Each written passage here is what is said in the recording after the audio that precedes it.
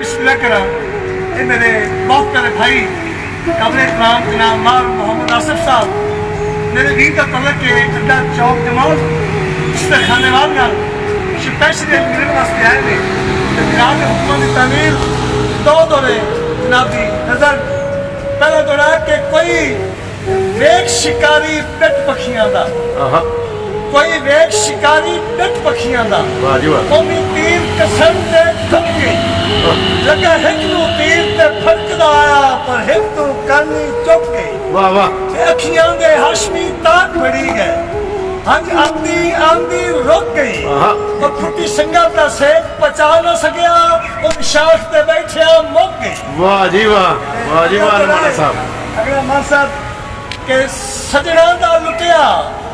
सहरा दे विच कुछ रेत ते नकश बड़ा छड़दा है इस सजना दा लुटिया सहरा दे विच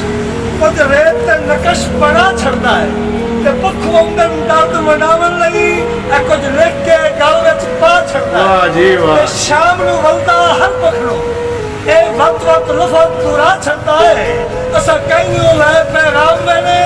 तेरा मौसम पर कितना छड़दा है जी अहमद साहब